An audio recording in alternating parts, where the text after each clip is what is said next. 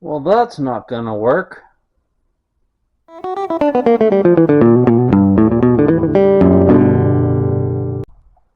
Hey, welcome to Todd's Fabrication. Welcome back. And today we're working on Moose again. We've got some fun problems to work on. Let's get to it. Moose has been having problems with the overheating, and I've been thinking about replacing the rad anyway. So after doing some research and playing with this one, it's an old copper rad. It's a 4-core, but that's not always better. I learned that because you've got smaller tubes for dissipating, you get a little thicker rad, so it's harder to draw the air through. Your fan and everything needs to be buttoned up nice and tight. So you've got a good tight shroud, you've got a good, that fan is sucking the air through the rad. In Moose's case, that's not happening. I'll show you. Right here you can kind of see. First of all, here's the fan. There's the rad. That's a couple miles away. There's the shroud. And yeah, it's not even enclosed into the rad. So this is sucking air from the side of it, from the bottom. The fan is almost outside of the shroud, so it's pushing air, around instead of pulling it through the rad. Then on top of it, as you saw back in a few episodes there, I blew this all out. It's an old copper one. It's still got tons of stuff stuck in it, and it's just old and decrepit. So this is all coming out. So I'm going to start removing the shroud. We're actually getting rid of the fan altogether, keeping the pulley because we need it, but we're getting rid of the fan. And what's going in here is a nice new one that's hiding in that box. Aluminum rad, 3-core, with 2 electric fans. All the switches, all the wiring, everything came with it. We're putting that in here. It's a little bigger than this rad too, like a little bit wider and a little taller, so I'm going to make sure that everything's open as much as possible to suck that air through it. And that'll bring up here, we'll have a bunch of empty space in here, but that'll bring that air in, and with the fans and everything, it won't even go past here. It will not even go past here. So I could actually leave the old fan on. I'm not going to, but I could. But that's how narrow it is. It might even be a little bit more, a little further in. I'm not 100% sure, but somewhere, I'm guessing somewhere in this zone right here. So we've got a new hose for the bottom. I never replaced the bottom one. I fixed it. I never replaced it. So we have a brand new bottom hose to put in, and the upper hose, I had to fix it a while ago. For now, if we can, we'll try to get away with that one. If not, we'll put a brand new one of those in as well. So when we're done, we'll have that done, the new rad in, we'll get it all flushed and burped through properly so we don't have any vapor locks, and we should be good to go. So to start with, I got to take out all these screws and then find out what else is holding this in, if anything, and how to get it out around the fan. Because it does go all the way around, even though it doesn't touch, it does go all the way around. So we'll get this out of here and we'll go from there. Okay, in this case, this is a complete shroud. It's one piece all the way around. So it looks like I'm going to have to unbolt the fan off of here to be able to lift this out of here, because it's not going to come out. It doesn't seem to want to come out around it. I'm not sure what holds it down there. I'm going to double check. Maybe it's just popped into a little clip down there, and I can get it to come up that way.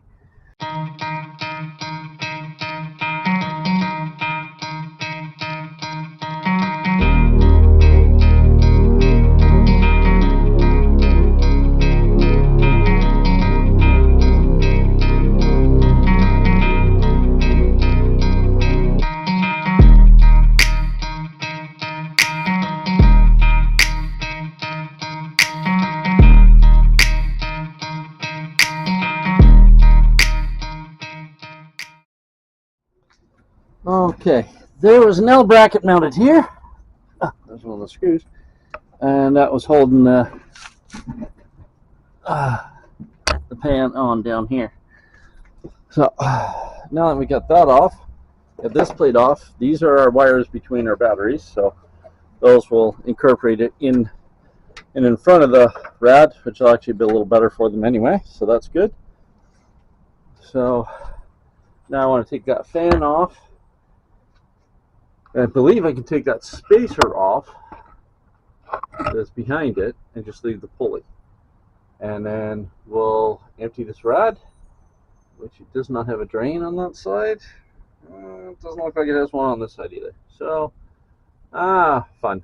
Anyway, we'll get this rad drained. As I was saying, it's seen better days. It's got squished fins and everything else. So we'll get that out, and then we will gingerly open, and then we will put this one here in. Now, because of the spacer here, the fan bolts are as I thought. They are all the way through it into this. So this has your thread in it. The bolts go all the way through. So when I take these four off, this spacer will come off as well. So that's good. All right. This hose here we're not putting back in. I have a brand new one. This one was taped, and I will say I have always wondered if that stuff works. This is that heat tape that you can get for hoses. You put it on, you wrap it around, and it's supposed to seal your lines. It works. This has been wrapped since I got the vehicle, and this part has never leaked, never. So this is good. I had a bad spot at the end here. I had to cut, and I just put it fit. I put the tube back on, but I got the new one just in case. But it never leaked on me. But I figure we're putting a new rad, might as well put the new hose. Okay, pipe number 2 off. Pipe number 3 off. Little guy there. We're now ready to undo this and pull out the old rad.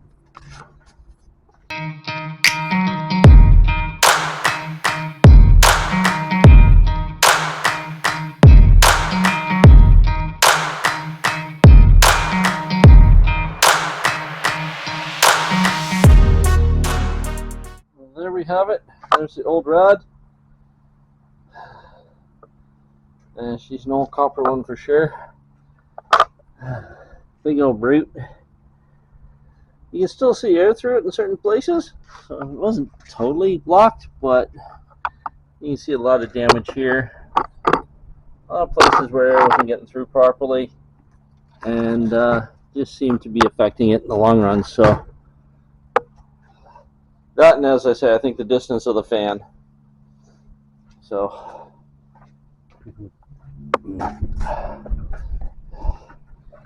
now you can see how much of a party you can throw in here. There's a lot of distance between this fan and where the rad sits. So we're going to get this cleaned up. We'll get the new rad in here, wires moved around, get this on the front of the rad instead of behind it, and some other things cleaned up, and we should be good to go. So when I took the spacer off, those bolts go through this, which actually go right in to the pulley that's behind here. Well, not pulley, but whatever is behind here. So the pulley is actually bolted on. I wondered about that. So the bolts that hold the fan on, that whole spacer, actually also kept this in place. So we've got to replace these with some shorter bolts, because I'm not putting bolts on that are this long with spacers on them. We're going to get some shorter bolts on there with lock washers, get them tightened down, and that will be taken care of. And we're back over to moving the wire and getting this stuff done. And now for the unboxing.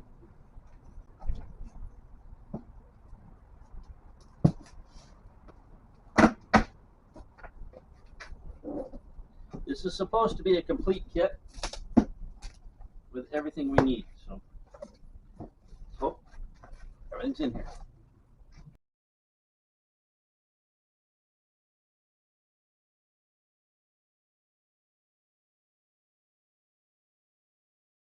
All right. Oh, I thought there was going to be some assembly required, but it's already on there. That's beautiful. You don't have to put that together. If you want to run your transmission cooler through, you can run it through here. That's kind of cool. We do have an auxiliary one here. I'll have to decide whether I want to do that or not. Probably not. I'll probably just leave it alone, and I'll just run, if nothing else, I'll run a different auxiliary one later. I want to keep this as cool as possible and not have anything else heating it up. So anyway, and then we'll get one of those, put it down lower, put a fan in it maybe, so it'll keep the tranny nice and cold when we're idling. Anyways, there we go.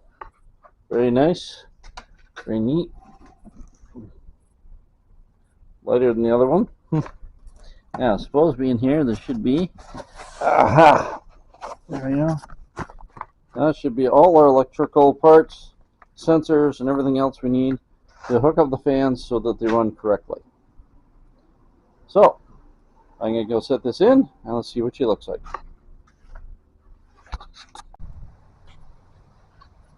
We've got the new bolts. Got that back on, so we're all good on the pulley. Now, I've got different metal to use for these brackets. So I'm not having to play with these old ones. I got some others I'm going to modify.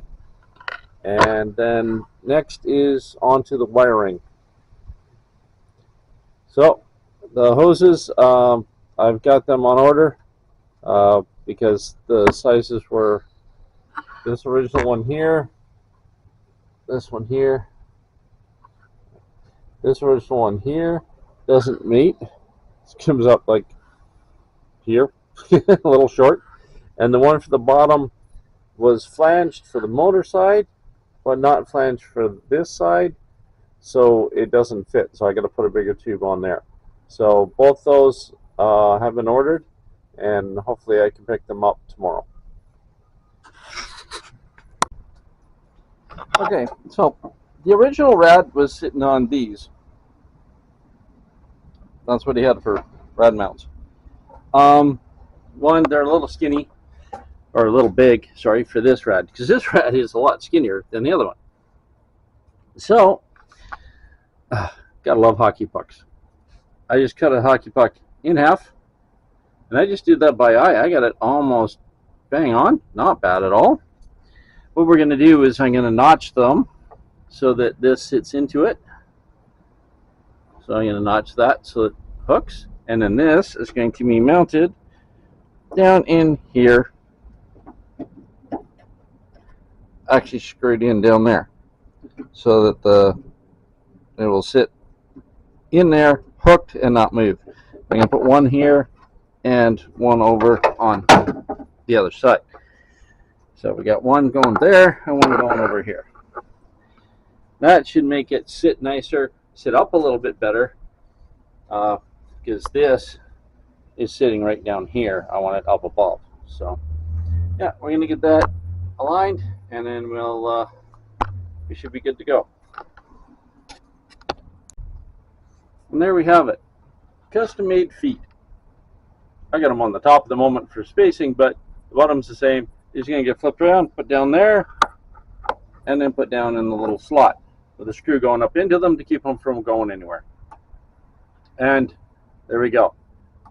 Be a lot better. It gives cushion this way, gives a little bit of room to wiggle this way when the truck flexes.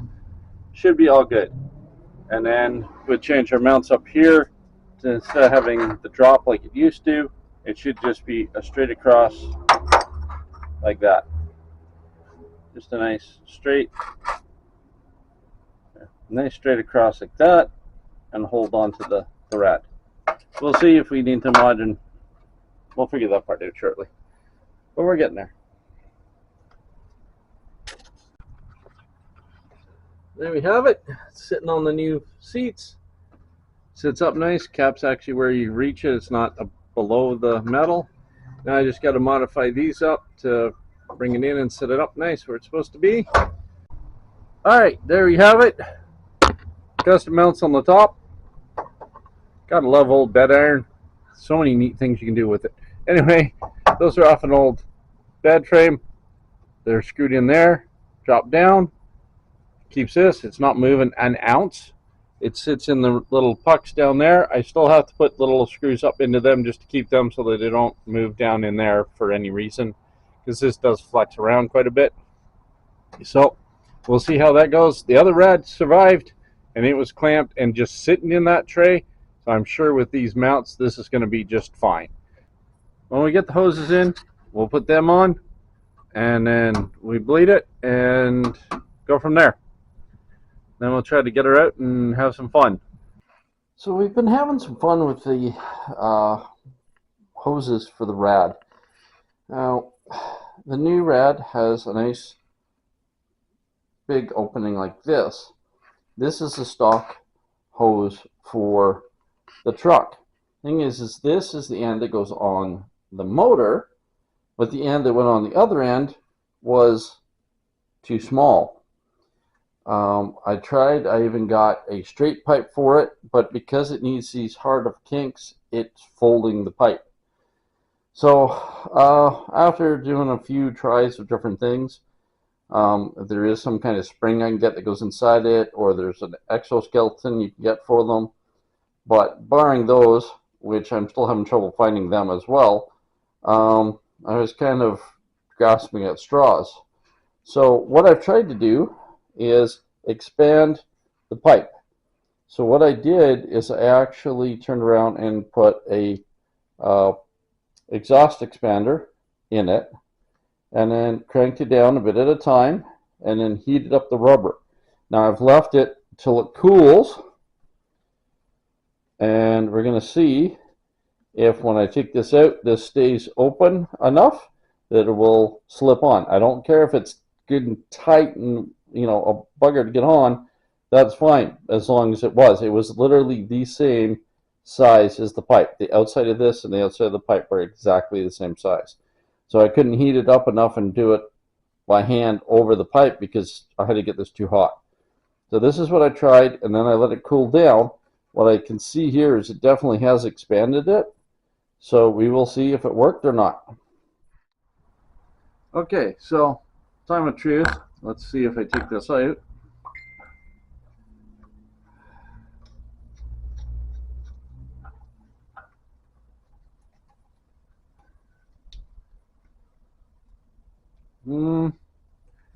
Did stretch it a bit, but I don't know how much. Kind of settled back in pretty good. I don't know.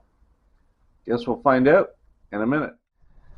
Okay, so here it's a little hard to see because of the pipe. There, that's the one out of the motor. That one's 1 7/8 or something like that, and this one is the same size.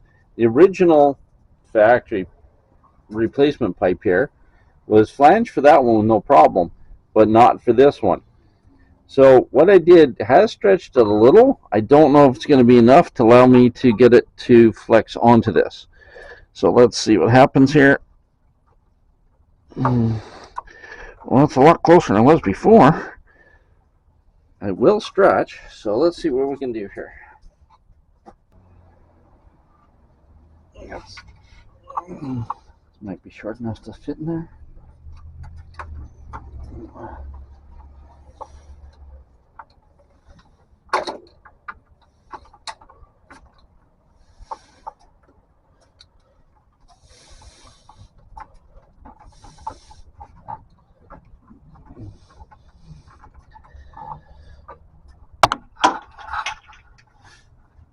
Well, that did help expand it. I've got to keep wiggling it here. It looks like it's going to be a chore. But it is working. It did soften it enough to be able to get it to go on. I don't know if I should have maybe tried to expand it a bit more with the heat, and it would have been a little easier. But it did seem to work so far. So I'm going to continue to work that on, and let's see if we get it done. Alright, there we have it. Our bottom line is now on. Alright, now we can proceed to start filling it. But I still can't run it yet because, well, yeah, we still got electrical to do. Alright, let's see what goodies this has got. Alright, we got a relay. We've got, oh yeah, that's a sensor to go in the motor. That could be interesting. Fuse for that. Wires. Cool.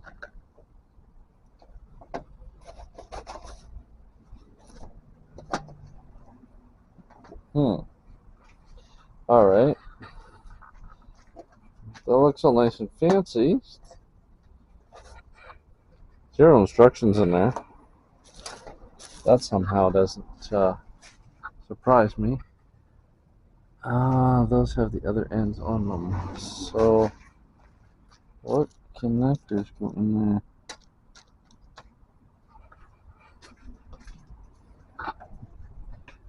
Okay, so the package came with the wiring attached. I take it.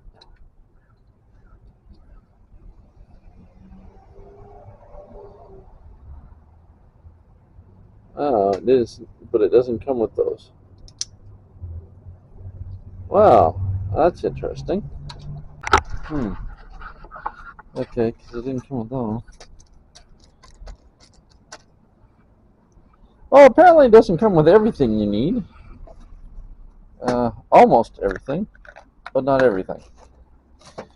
Well, that's good to know. Alright, so I'm going to put this stuff back in the bag for the moment.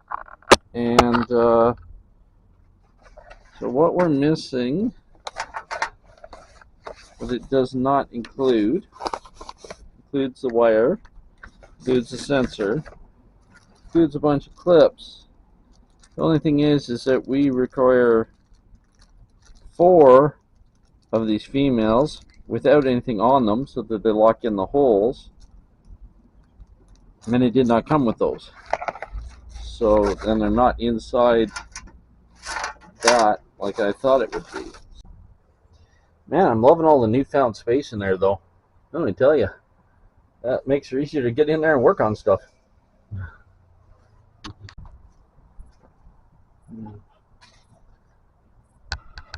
Well, there we go.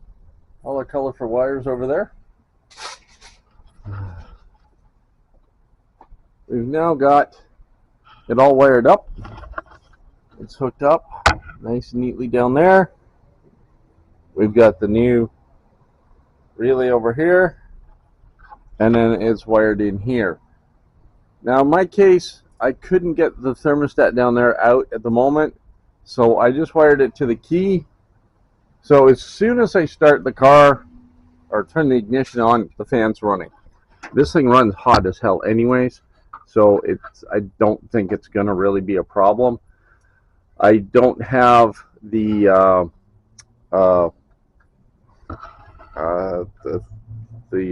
valve in here that opens once it heats up to a certain point.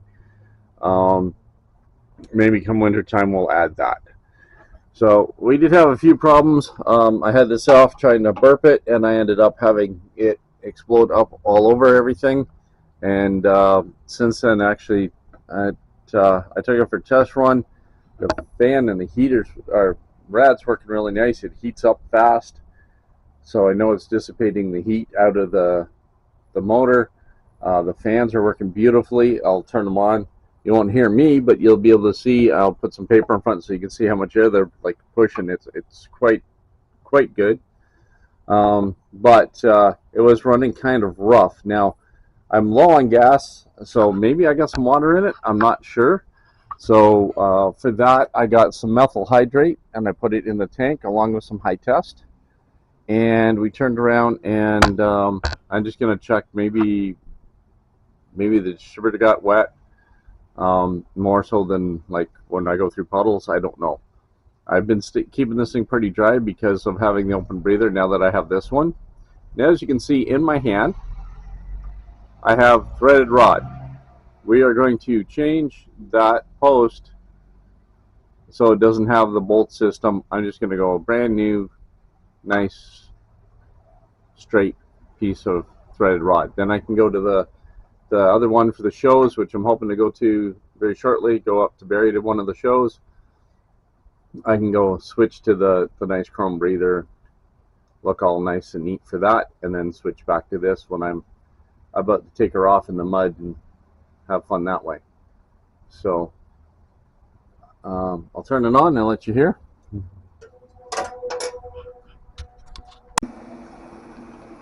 Now there's two sounds you'll hear. One kind of sounds like a buzzing. That's this little thing right here. That's my vacuum pump for my brakes. Because this engine runs on such a low idle when it's idling, I didn't have enough braking pressure. So we added an external pump for that. The other sound is these guys. You feel the air being pulled through and pushed out. And when this thing warms up, you can just feel that heat coming in. So now, I got this out. I'm going to cut a piece of this. And then we're just going to replace that with one nice straight piece instead of the makeshift one we had. Alright, not that you can see it, but we're back in. The new threaded rod's now through there. Nice and clean. No problems. So that, like I say, basically that's just a personal preference, so I can swap the breathers without a problem. The other one was working, never came loose, but this way I know we're not going to drop any parts to where they're not supposed to be. So now we moved the wife's car out of the way. Let's back this thing up and take it for a little test drive and see if it's running any better. I know it's definitely keeping cool. I did have it out for a test drive already, but like I say, it wasn't running very well, so I'm going to see what happens with that. And hopefully we can get this thing out this weekend, at least to car show, if not do some wheeling with it.